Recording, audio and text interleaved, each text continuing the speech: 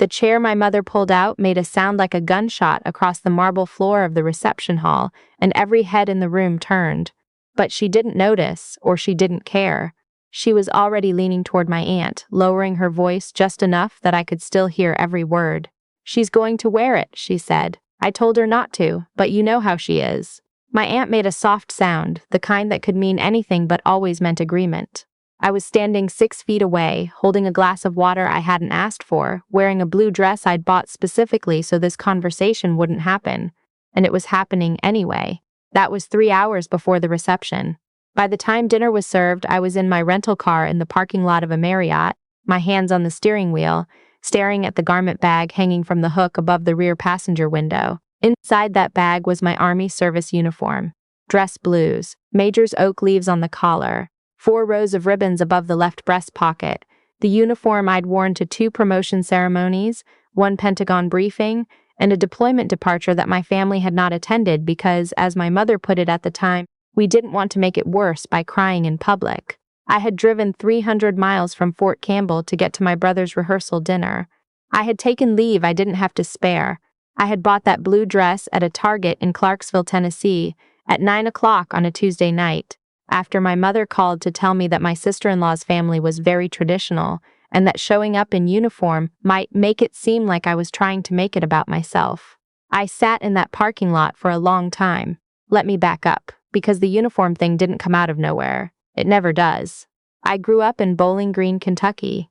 My father ran a landscaping business that did well enough to keep us comfortable, and my mother volunteered at the church and kept a very clean house and had very specific ideas about what women in our family were supposed to want. She wanted me to go to Western Kentucky University, get a degree in something practical, meet someone nice, and stay within driving distance. I enlisted in the Army at 19. I didn't do it to make a point. I did it because I had been watching a documentary about military engineers, and something in me went very still and very certain in a way that almost nothing had ever made me feel before. I walked into the recruiting office on a Wednesday afternoon and walked out with a future I actually wanted. My mother cried, but not the proud kind. My brother, my younger brother, 2 years behind me, the one whose wedding I was currently avoiding from a parking lot, laughed and said I'd be back by Christmas. He said it the way people say things they don't think will age badly. That was 12 years ago. By Christmas that year, I was in the middle of basic training at Fort Jackson, South Carolina, and he was enrolled at Western Kentucky, studying business, doing exactly what my mother had always imagined for both of us. We weren't close after that, not in any dramatic falling out kind of way. We just lived in different worlds, and the distance between those worlds was something my family treated as my fault, as if I had chosen to become unreachable rather than simply having chosen something they didn't understand. I made major at 29. I sent my parents a photo. My mother texted back, "That's a big deal, right?" It was a big deal. It was one of the hardest things I had ever done, and I had done a lot of hard things by then. But I learned early that explaining my life to my family was like explaining color to someone who'd decided they were only interested in shapes. The information landed, but it didn't register as anything that mattered. So I stopped explaining and started just showing up. Holidays when I could. Birthdays when I couldn't avoid it. Maintaining the kind of surface-level warmth that keeps families technically intact without requiring anyone to look too closely. When my brother got engaged, I was genuinely happy for him. His fiancée seemed kind. He seemed settled. I flew back for the engagement party and sat at a table with my aunt and my uncle and listened to my mother tell the story of my brother's first job. He'd worked at a Dairy Queen when he was 15, as though it were the funniest, most endearing thing she'd ever witnessed. She told that story 3 times that evening to 3 different people. She did not mention, at any point, that her daughter was a commissioned Army officer. Not because she forgot, because it didn't fit the story she was telling about her family. I had gotten used to this. What I had not gotten used to, what I was apparently not capable of getting used to, was being actively asked to hide. The call came 6 days before the wedding. My mother, Nolan's future in-laws, are very formal, very Southern. The kind of people who have opinions about these things. What things? Well, a pause. You know, the uniform. I wasn't planning to wear my uniform, Mom. Good. I just wanted to make sure. Another pause, the kind that meant she wasn't done. It's just, you can be a little much, sweetheart. You walk into a room and people notice. And this is Nolan's day. I let that sentence sit there for a moment. You can be a little much. 12 years of service, 2 deployments, a promotion list that put me ahead of 80% of my peers. And what I had been reduced to in my mother's mental accounting was a little much. "I'll wear something appropriate," I said. "The blue dress you mentioned?" "Yes, Mom, that sounds lovely." Relief in her voice, actual relief. "You're going to have a wonderful time." The wedding was in Lexington. My brother's fiance's family had a big circle there. Old Kentucky money, the kind that manifests in horse farms and historic church memberships and seating charts that took 3 months to finalize. The venue was a renovated estate outside the city, the kind of place that had been photographed enough times that the staff moved through it with the quiet efficiency of people who knew exactly where the light fell in every room. I got there Friday evening for the rehearsal dinner. I sat next to my cousin, who asked me 3 questions about my job and then spent the rest of the meal telling me about a home renovation show he'd been watching. I smiled and listened and ate the salmon and told myself that this was fine, that being part of a family meant sometimes being the person in the corner who smiles and nods, that not everything needed to be about me. But then I heard it. My mother at the other end of the table talking to my sister-in-law's mother, a woman named Mrs. Ashford, very elegant, silver earrings, the kind of posture that comes from decades of being watched. And my mother said, gesturing vaguely in my direction, "She's been in the military. We're so proud, of course, but she can be, well, you know how it is with that world. Very different, very different. Like I was a weather system. An inconvenient climate, Mrs." Ashford nodded politely, and the conversation moved on, and I excused myself to use the restroom and stood at the sink for 3 minutes just breathing. The next morning was the wedding. I put on the blue dress. I sat in the back row of the venue's dressing room wing while my brother's fiancée got ready, surrounded by her bridesmaids and her mother and her grandmother, and I watched them and thought about how much warmth was in that room, how easy it seemed, and I felt very far away from all of it. Then I went back to my room at the Marriott. I stood in front of the mirror in the blue dress. It was a perfectly nice dress. Navy, cap sleeves, hemline at the knee. It was exactly the right dress for the daughter my mother wished she had. I looked at the garment bag. I don't know how long I stood there. Long enough that the air conditioning cycled twice. Long enough that I heard a housekeeper's cart go by in the hallway and come back again. I thought about my mother's voice on the phone. "You can be a little much." I thought about the rehearsal dinner and the words "very different" and the polite nod that followed them. I thought about what it had cost me to earn those oak leaves. Not in some abstract, sentimental way. I mean literally in the concrete currency of sacrifice. The relationships I hadn't been able to maintain, the holidays I'd spent in a forward operating base in a country most of my family couldn't locate on a map, the year I didn't sleep more than 5 hours in a row, the morning I watched a soldier under my command get put on a medevac helicopter, and I had to keep standing and keep leading, and keep being the officer my people needed me to be.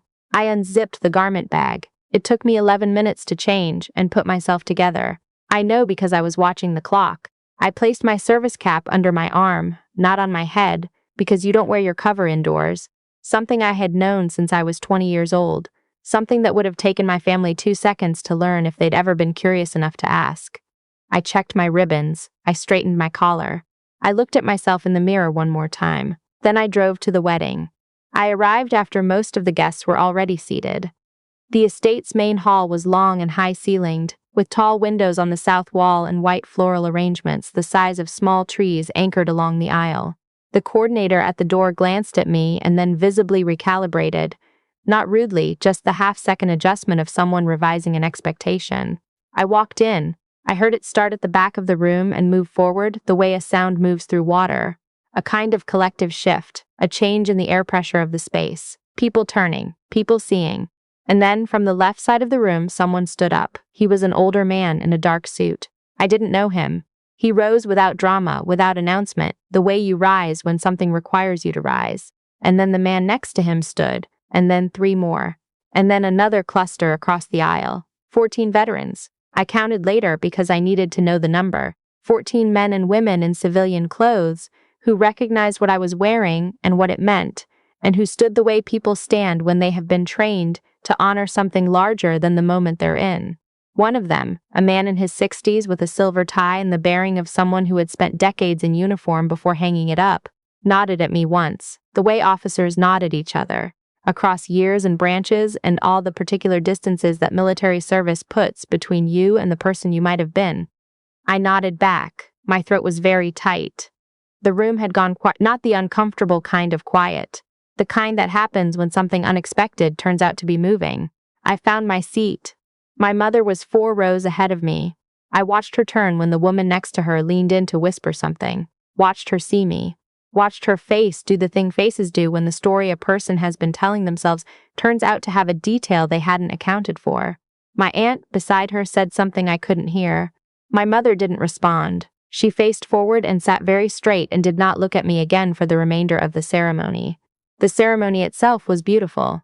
My brother cried when his bride walked in, real unguarded tears that I had never seen from him before and that made me like him more than I had in years. His vows were specific and honest. He talked about patience, about learning, about the particular courage of choosing someone and meaning it. He was better at this than I had expected, and that surprised me into my own tears, which I had not planned for. After the ceremony, during the transition to the reception, a woman approached me. 60s, gray-streaked hair, the silver earrings I recognized from the rehearsal dinner.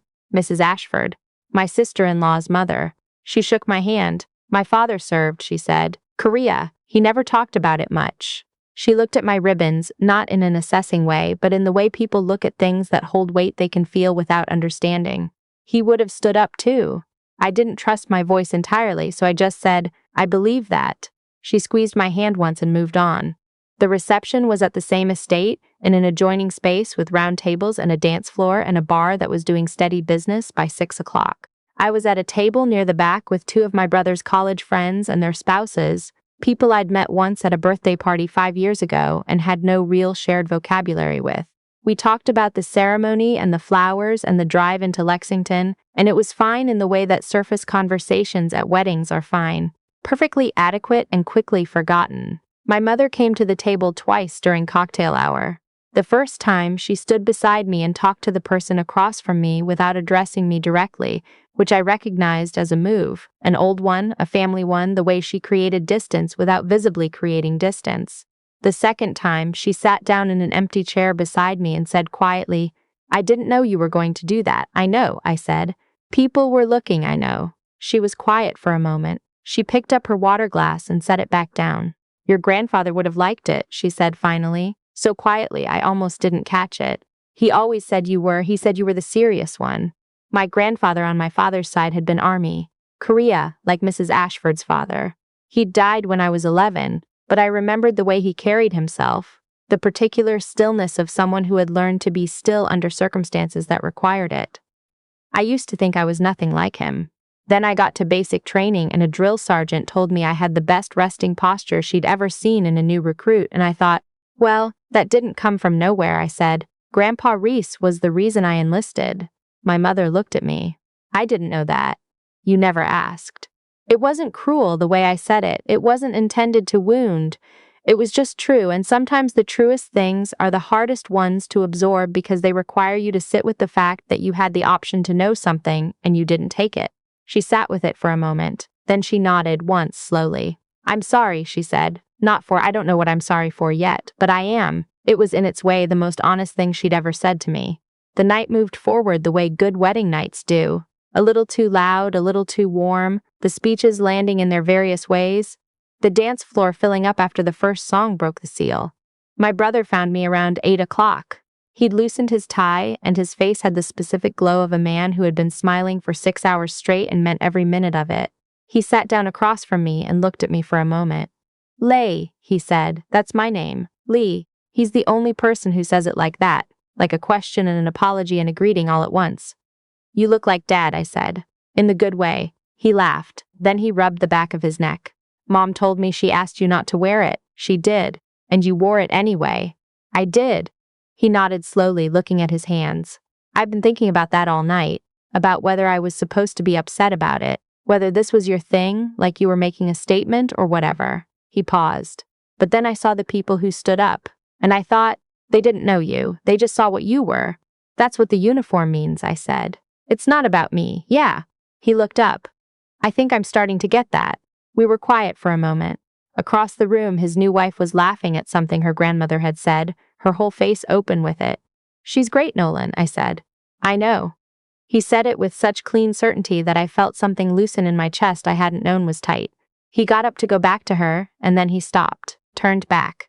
I told her about you, he said. When we were dating, I told her my sister was in the army and I didn't totally understand what she did or why, but she was the most capable person I'd ever known in my life. He smiled, a little crooked. She said she wanted to meet you.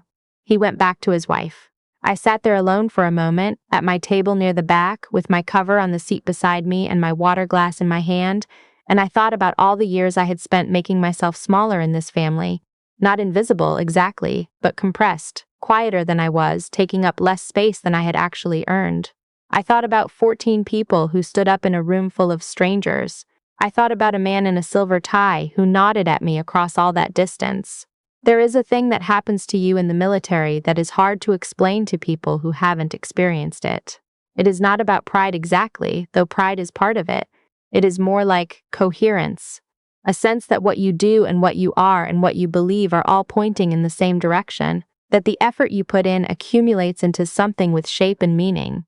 Most people spend their whole lives trying to find that feeling in one form or another. I had found it at 19, in a recruiting office in Bowling Green, Kentucky, and I had carried it through every hard thing since. My family hadn't understood that. Maybe they would never fully understand it. But tonight, in this room, with the music starting up again, and the candles on the tables burning down, and my brother dancing with his new wife in the particular clumsy, earnest way of someone who had never taken a dance lesson but was trying very hard anyway.